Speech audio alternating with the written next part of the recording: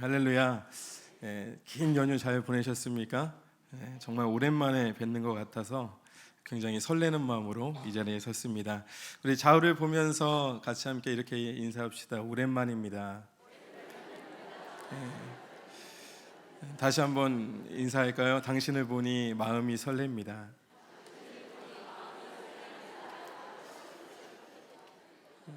네, 오늘도 설렘 가득한 마음으로 하나님을 만나는 귀하고 복된 시간 되시기를 다시 한번 주님의 이름으로 축복합니다.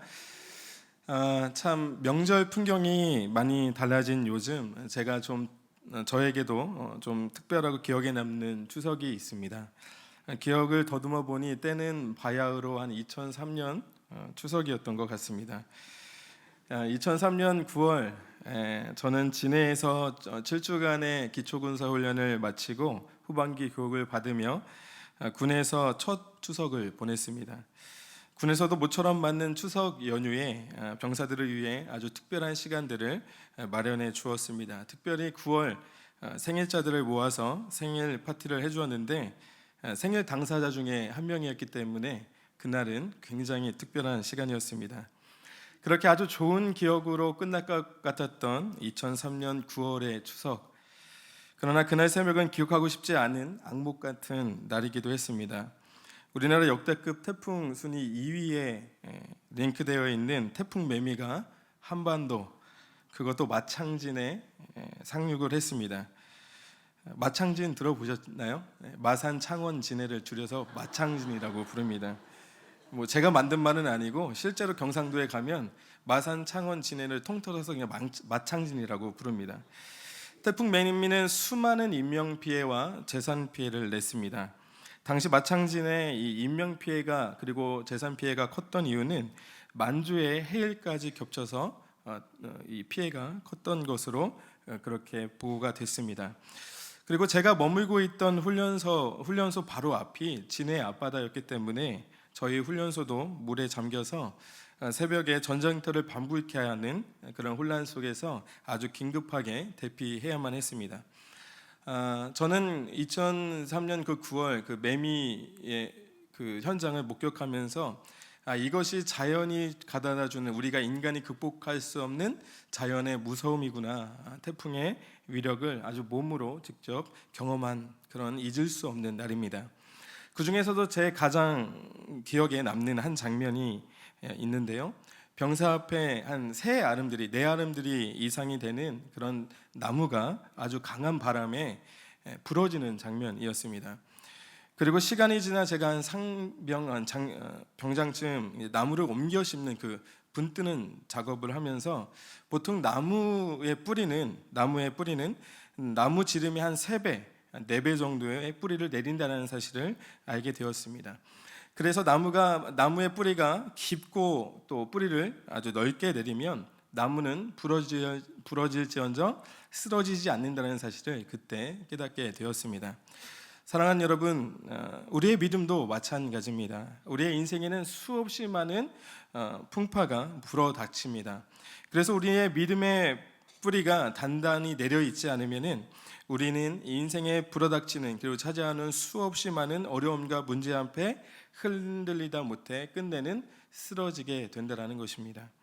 믿음의 바른타가 되시는 예수 그리스도 안에서 날마다 말씀과 기도로 믿음의 뿌리를 깊고 그리고 넓게 박아서 흔들림 없는 믿음으로 이미 임한 하나님의 나라를 누리며 살아가는 저와 여러분 되시길 다시 한번 주님의 이름으로 축원합니다. 오늘 이 마가복음은 하나님의 아들 예수 그리스도의 복음의 시작이라고 하는 선언으로 마가복음이 시작이 됩니다. 그리고 1장 15절 말씀을 통해서 예수님은 때가 찼고 하나님의 나라가 가까이 왔으니 회개하고 복음을 믿으라라는 선포로 공생애를 시작을 하십니다. 이렇듯 마가복음 전체를 아우르는 하나의 주제는 바로 하나님 나라 복음입니다. 신약성경은 총 4권의 복음서가 있는데 각 복음서를 예수님의 초상화라고 생각을 한다면은 각 복음서가 그려내고 있는 예수님의 모습에는 차이가 있습니다. 먼저 마태복음은 유대인으로서 그리스도인이 된 사람들을 위해서 쓰여졌기 때문에 구약의 말씀들이 복음서 중에서도 가장 많이 인용하고 있고, 또 로마로부터 민족을 구원할 왕으로 오신 예수를 부각시키고 있다는 것이 특징입니다. 그리고 오늘 본문인 이 마가복음은 반대로 로마의 박해받고 있는 그 이방인 그리스도인들을 위해 위로하고 격려하기 위해 기록되었기 때문에 마가복음 전체의 4분의 1을 예수님의 고난받는 그 모습을 기록하는데 할애하였습니다. 이것은 예수께서 고난받는 종으로 오신 예수를 부각시키고 있는 장면입니다. 하나님의 아들이 사람을 위해 고난과 섬김의 종으로 오셔서 우리와 같이 고난받으셨다는 것을 알리면서 예수님을 구주와 주인으로 영접한 그리스도인은 예수님의 고난과 섬김의 본을 따라 살아야 한다는 것을 강조하고 있는 책이 바로 마가복음입니다. 누가복음은 인간의 역사의 한가운데 인간으로 오신 예수를 강조하면서 예수님의 인성을 부각시키는 반면에 요한복음은 하나님의 아들 예수를 강조하면서 하나님의 예수 그리스도의 신성을 부각하고 있는 책입니다. 여러분, 이렇게 복음서는 각기 다른 네 편의 예수님의 초상을 그리고 있는 것 같아 보이지만 사복음서 전체는 오직 한 분 예수, 곧 인류를 구원하기 위해 하늘 영광을 버리시고 이 땅에 겸손의 왕으로 오셔서 고난받고 죽으시고 부활하신 하나님의 유일하신 독생자의 모습을 그리고 있다는 사실을 우리는 잊지 말아야 합니다. 사랑하는 여러분, 예수님은 공생의 기간 동안 죄인들과 함께 하시며 그들의 죄를 사해 주시고 소외된 자들의 친구가 되어 주셨습니다. 그리고 갖가지 병을 고치시고 죽은 자를 살리셨으며 귀신을 내쫓으셨습니다. 이것이 바로 예수님이 이 땅에 오신 이유시고 이것이 바로 하나님 나라의 복음입니다. 마가복음과 더불어서 하나님 나라에 대해서 가장 많이 언급하고 있는 누가복음은 예수님이 오신 이유에 대해서 이렇게 기록하고 있습니다. 누가복음 4장 18절부터 19절에 있는 말씀인데 이사야 선지자의 말씀을 인용한 말씀입니다. 주의 성령이 내게 임하셨으니 이는 가난한 자에게 복음을 전하게 하시려고 내게 기름을 부으시고 나를 보내사 포로된 자에게 자유를, 눈먼 자에게 다시 보게 함을 전파하며 눌린 자를 자유롭게 하고 주의 은혜의 해를 전파하게 하려 하심이라 하였더라. 여러분, 예수님께서 사역 기간 동안 만난 사람들은 모두 물리적인 고통의 문제를 안고 있는 듯 보이지만 실상은 인간의 영적인 상태를 가시적으로 보여주고 있는 것입니다. 배고픔과 목마름, 질병과 죽음의 문제, 그리고 영적인 문제까지 인간은 어느 누구도 이 고통의 문제에서 자유로울 수 없습니다. 인간은 이 고통의 문제에 대해 끊임없이 질문했고 그 해답을 찾으려고 했지만 어느 누구도 이 문제, 인간이 겪는 고통과 죄와 사망의 문제를 해결할 수 없었습니다. 그러나 예수님의 능력은 이 모든 고통의 문제로부터 우리에게 자유함을 주신 줄로 믿습니다. 아멘이시죠? 여러분, 굶주린 자들에게 오병이의 기적을 행하시면서 나는 생명의 떡이다, 나는 생명의 양식이다 말씀하셨습니다. 눈먼 자에게 눈을 띄워주면서 나는 세상의 빛이라고 말씀하셨습니다. 걷지 못하는 자, 병든 자들을 고쳐주시고 죽은 자를 살리시면서 나는 부활이요 생명이라고 말씀하셨습니다.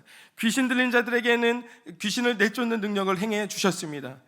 사랑하는 여러분, 구원의 능력이 오직 하나님께 있음을 확신하는 그 믿음이 저와 여러분들에게 주어지기를 다시 한번 주님의 이름으로 축복합니다. 저는 오늘 마가복음 본문 말씀 속에서 말씀 속에 있는 예수님의 행적을 통해 하나님의 나라가 어떻게 세워져 가는지 함께 은혜를 나누고자 합니다. 첫 번째, 하나님의 나라는 믿음으로 세워집니다. 여러분, 마가복음의 특징 중 하나는 마태복음과 누가복음과는 달리 예수님의 출생에 관한 내용을 다루지 않고 곧바로 예수님의 공생애가 기록되었다는 것입니다. 이런 이유로 오늘 본문이 3장밖에 되지 않지만 1장과 2장 그리고 오늘 본문 직전에 있는 내용까지 합하면 여러 기적의 사건들이 기록되어 있습니다. 오늘 본문 3장 8절과 9절 말씀을 보면 유대와 예루살렘과 이두메와 요단강 건너편과 또 두로와 시돈 근처에서 많은 무리가 그가 하신 큰 일을 듣고 나아온지라. 예수께서 무리가 에워싸 미는 것을 피하기 위하여 작은 배를 대기하도록 제자들에게 명하였다, 이렇게 기록합니다. 여러분, 마가는 유대 지역의 이름을 아주 생생하게 상세히 적어 넣으므로 예수님의 소문이 유대 전 지역에 전파되었으며 몸을 피해야 할 만큼 당시에 예수에 관한 소문이 심상치 않았음을 긴장감 있게 서술해 주고 있습니다. 사랑하는 여러분, 세상에는 이렇게 복음이 필요한 사람들이 이렇게나 많이 있습니다. 예수님이 필요한 사람들이 이렇게나 많이 있습니다. 하나님을 거부하는 죄의 본성을 가지고 태어난 인간은 하나님을 모른 채 영원한 멸망을 향해서 죽어가고 있습니다. 물리적인 질병뿐만 아니라 보이지 않는 정신적인 질병, 그리고 마음의 병, 영적인 문제로 죽어가는 영혼들이 너무나도 많습니다. 그런데 새로운 삶을 시작할 수 있다는 그 복된 소식, 그 좋은 소식을 듣고 가만히 있을 사람이 누가 있겠습니까? 저희 아버지가 한쪽 눈이 실명된 채로 한 10여 년을 넘게 살았습니다. 10여 년 전에 눈을 다쳤을 때 고칠 수 없다고 해서 그냥 지금까지 한 눈으로 이제 운전을 하시면서 저희 덤프 트럭을 운전하시는데 한 눈으로 그냥 이렇게 운전하시면서 여생을 사셨어요. 그런데 얼마 전에 눈에 이제 작은 무언가가 들어가서 불편함을 느껴서 이제 안과에 갔다가 수술하면 볼 수도 있을 것 같다라고 하는 이제 의사 소견을 듣게 되었습니다.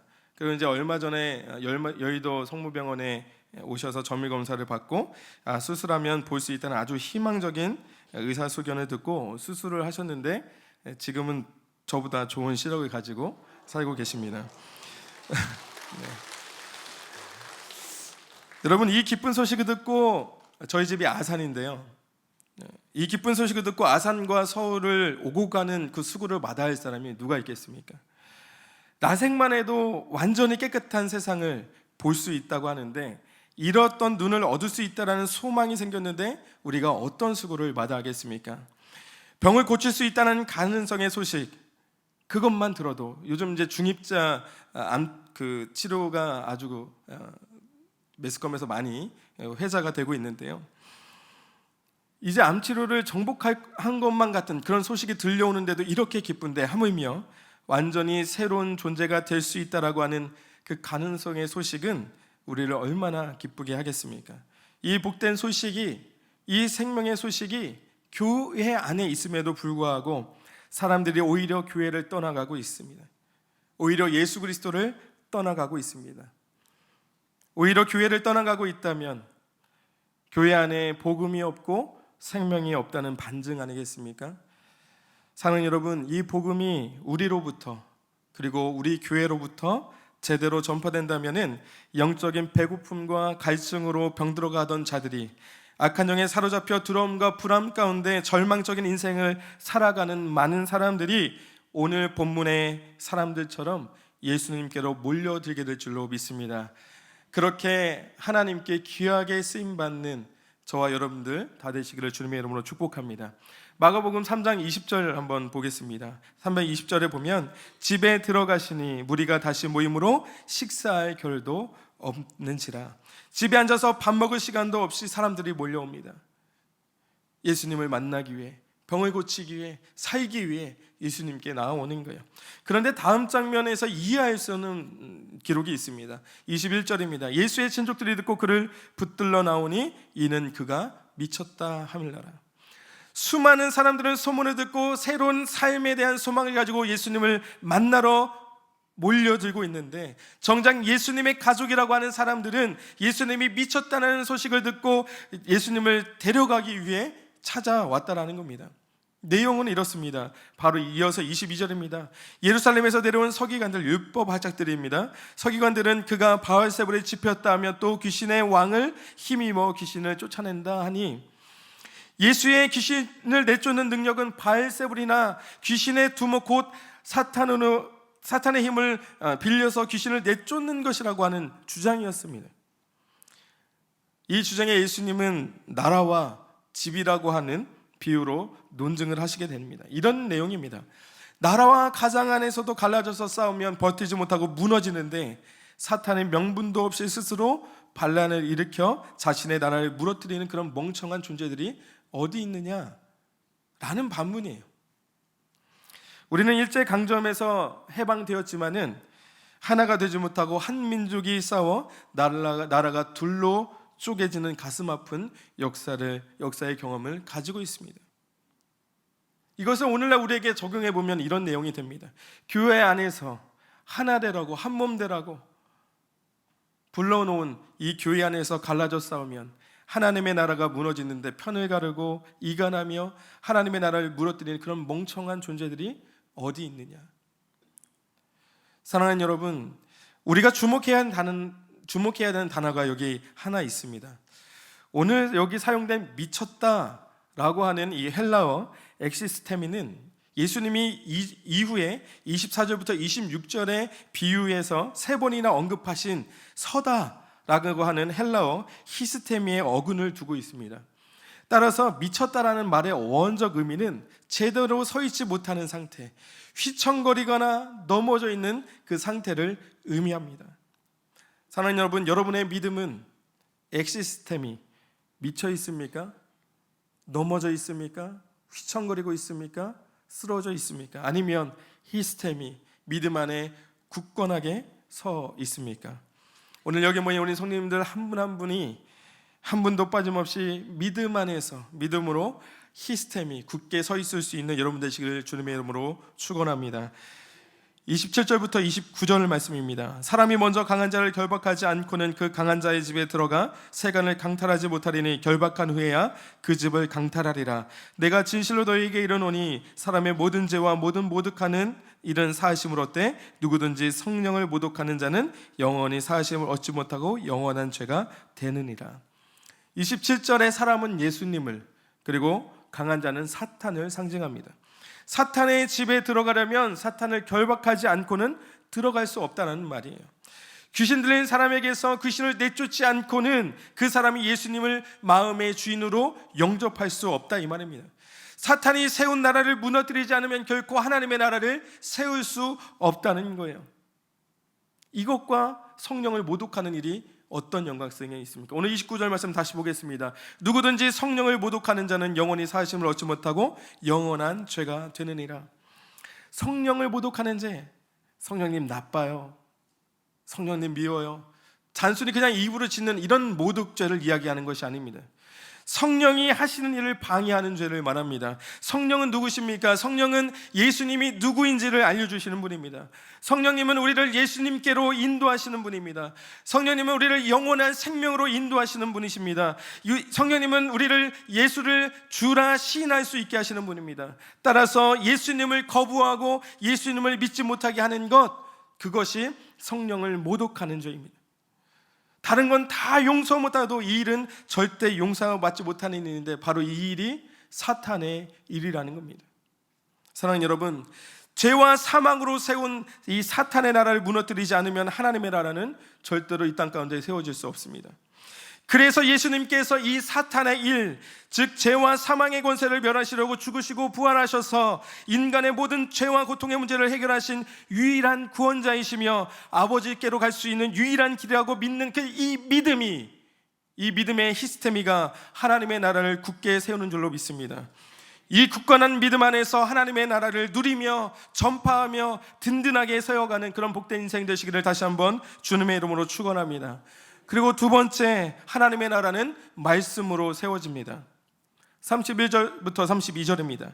그때에 예수의 어머니와 동생들이 와서 밖에 서서 사람을 보내어 예수를 부르니 무리가 예수를 둘러 앉았다가 여짜오되 보소서 당신의 어머니와 동생들과 누이들이 밖에서 찾나이다. 여러분, 인생은 타이밍이라고 하는데 하필 예수님을 미쳤다고 생각하는 가족들과 예루살렘에서 온 율법학자들과 논쟁을 벌이고 있는 그때에 예수님의 어머니 마리아와 예수님의 형제들이 찾아왔습니다. 우리 복음서에서 익히 보았던 것처럼 여러 정황상 다른 형제들은 잘 모르겠지만 어머니 마리아는 예수님이 미쳤다고 생각하지 않았을 거예요. 싸움을 좀 말리고 예수님을 데려가게 오지 않았나 생각이 듭니다만 어쨌든 밖에 서서 기다리고 있는데 예수님이 그 소식을 듣고 그 장면을 보고 이렇게 말합니다. 33절과 35절입니다. 대답하시되 누가 내 어머니며 동생들이냐 하시고 둘러앉은 자들을 보시며 이르시되 내 어머니와 내 동생들을 보라. 누구든지 하나님의 뜻대로 행하는 자가 내 형제요 자매요 어머니니라. 어떤 사람들은 이 구절을 보고 패륜적이라고 말하기도 합니다. 그러나 34절을 자세히 한번 보십시오. 34절 말씀을 다시 보면 보시며 이르시되 내 어머니와 내 동생들이라. 예수님은 거기 앉은 수많은 사람들에게 자신의 어머니와 동생들을 소개하고 있습니다. 여러분, 가족은 무엇입니까? 부모에게서 태어나서 부모의 가르침 아래에서 자라며 부모님의 말씀에 순종하며 살아가는 사람들이 한 형제요 자매입니다. 예수님께서 우리를 예수 안에서 성령 안에서 하나 된 새로운 가족에 대해서 말씀하고 계십니다. 우리는 모두 하나님의 자녀입니다. 우리가 하나님의 자녀가 된 것은 육체로 된 것도 아니고 혈통으로 된 것도 아닙니다. 한 믿음 안에서 brothers and sisters in Jesus Christ, 오직 예수 그리스도 안에서 우리는 한 형제요 자매인 것입니다. 예수 그리스도가 아니면 우리는 형제 자매가 아닙니다. 우리는 예수 그리스도가 아니면 남일 뿐입니다. 우리가 예수 때문에 그 믿음 안에서 이 자리에 모여 형제님 자매님이라고 부르는 거예요. 예수가 아니었으면 우리는 교회 밖에서 어떤 일을 당해도 지나칠 수밖에 없는, 그냥 아무 관계에 상관이 없는 그런 존재들이라는 겁니다. 성령으로 새롭게 태어난 인생, 믿음 안에서 예수 그리스도 안에서 성령 안에서 우리는 하나님을 아버지라고 부르는 한 가족이 되었습니다. 영적으로 한 가족이 된 우리는 하나님의 말씀이 삶의 중심이 되고 하나님의 말씀이 우리를 하나로 만듭니다. 세상에 온갖 좋은 것을 쫓던 사람들이 이제 하나님의 말씀을 따라가는 사람들이 되었습니다. 이곳이 바로 하나님의 나라인 것입니다. 함께 나는 오늘 말씀을 정리해보고 함께 적용해보려고 합니다. 사랑하는 여러분, 사람들이 너무 많이 몰려오자 예수님은 산으로 몸을 피했습니다. 저는 오늘 말씀을 준비하면서 13절 말씀에 또 산에 오르셨다, 또라고 하는 이 한 글자에 큰 은혜와 도전을 받았습니다. 마가는 어떤 마음으로 또 산에 오르셨다라고 기록했을까 상당해 보였어요. 짜증냅니다. 또 올랐나? 또 이렇게 하셨을까? 아니면 또 하면서 놀라셨을까? 예수님이 산에 오를 때는 기도할 때입니다. 누가복음 22장과 오늘 본문의 마가복음 1장에는 습관을 따라 새벽에 아직 밝기도 전에 산으로, 한적한 곳으로, 감난산으로 기도하러 가셨다고 성경은 기록합니다. 평행 본문인 누가복음 6장에서도 예수님께서 단순히 사람들을 피하기 위해 산에 가신 것이 아니라 기도하러 갔다는 것을 밝혀주고 있습니다. 누가복음 6장 12절은 기록합니다. 이때에 예수께서 기도하러 산으로 가사, 사람들이 몰려왔을 때, 이때에 예수께서 기도하러 산으로 가사 밤이 새도록 하나님께 기도하시고, 예수님은 도대체 밤이 새도록 어떤 기도를 하셨을까요? 바로 누가복음 6장 13절, 그러니까 12절에 이어서 13절은 이렇게 밝힙니다. 이때 예수께서 기도하시러 산으로 가서 밤이 새도록 하나님께 기도하시고 밝음에 그 제자들을 부르사 그 중에서 12를 택하여 사도라고 칭하셨다. 예수님은 12명의 사도를 세우기 위해 밤이 새도록 기도하셨습니다. 사도라고 하는 단어의 헬라어 아포스톨로스는 보냄을 받은 자, 즉 권세자들로부터 특별한 사명과 메시지를 위임받아 멀리 파견된 자, 오늘날로 치면 대사라고 불립니다. 이제 12사도들은 단순히 스승의 가르침만을 받는 수강생들이 아닙니다. 예수님은 사들에게 예수님과 동일한 사명, 곧 하나님 나라의 복음을 전하는 권위와 능력을 함께 주셨습니다. 오늘 13절 말씀 보세요. 또 산에 오르사 자기가 원하는 자를 부르시니 나아온지라. 여러분, 세상에서 권력자의 메신저가 되려면, 세상에서 대사가 되려면 얼마나 많은 스펙이 있어야 되겠습니까? 엄청난 스펙을 갖춰야 됩니다. 그러나 예수님의 사도가 되는 조건, 하나님 나라의 복음을 전하는 하나님 나라의 대사가 되는 조건은 단 한 가지, 하나님이 원하시는 사람입니다. 예수님은 그 12를 위해 기도하면서 하나님의 뜻이 무엇인지를 밤이 새도록 기도하셨습니다. 하나님, 내가 어떤 사람을 고를까요가 아니라 하나님이 원하시는 사람이 누구입니까? 사랑하는 여러분, 오늘 이 자리에 있는 우리 모두는 얼마나 큰 축복을 받은 사람입니까? 저와 여러분은 뛰어나거나 능력이 있어서 이곳에 이 자리에 있는 것이 아닙니다. 하나님이 원하셔서 하나님이 우리를 하나님의 자녀가 되게 하신 줄로 믿습니다. 14절부터 15절 말씀입니다. 이에 12를 세우셨으니 이는 자기와 함께 있게 하시고 또 보내사 전도도 하며 귀신을 내쫓는 권능도 가지게 하려 하심이로라. 그리고 하나님 나라의 대사의 역할을 감당할 수 있도록 부족하지만 연약하지만 우리가 능력이 없기 때문에 예수님께서 우리에게 예수님의 능력을 주시며 그 역할을 감당할 수 있는 능력을 우리에게 주셨습니다.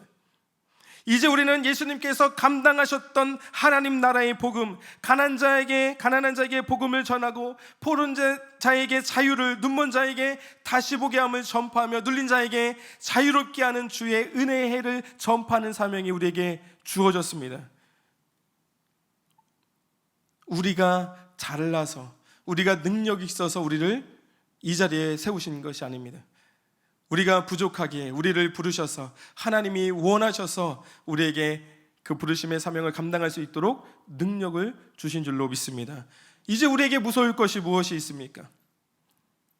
세상 끝날까지 우리와 함께 하시겠다는 그 주님의 약속을 굳게 붙들고 믿음으로 히스테미 굳게 서서 구원의 이름 예수, 능력의 이름 예수를 전파하며 하나님의 나라를 든든하게 세워갈 수 있는 저와 여러분들 모두가 되시기를 주님의 이름으로 축원합니다. 여러분, 하나님께서 모세를 호렙산에서 처음 부르실 때, 80세에 부르실 때 이미 거룩한 땅이었어요. 그곳은 하나님이 임재하신 이미 거룩한 땅이었습니다. 그때 하나님이 모세에게 명령했습니다. 이곳은 거룩한 땅이니 네 발에서 씻을 벗으라고 말씀했습니다. 이미 거룩한 땅에 있었지만 모세는 죽지 않았습니다. 이미 하나님이 계신 곳에 서 있었지만 죽지 않았습니다. 왜냐하면 하나님이 그의 이름을 불러주셨기 때문입니다.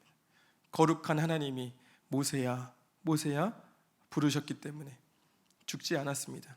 마찬가지로 우리가 거룩한 하나님의 자녀라고 하는 이름을 얻게 된 것, 우리가 거룩해서가 아니라 하나님이 나의 이름을 불러주셨기 때문에 우리가 거룩한 하나님의 자녀라고 하는 그 성스러운 이름을 얻게 된 줄로 믿습니다. 이렇게 하나님의 나라를 든든하게 세워가셔서 수많은 죽어가는 영혼들이 이 복된 소식, 이 좋은 소식을 듣고 예수께로 몰려들 수 있는 그런 복된 인생 다 되시기를 주님의 이름으로 다시 한번 축원합니다.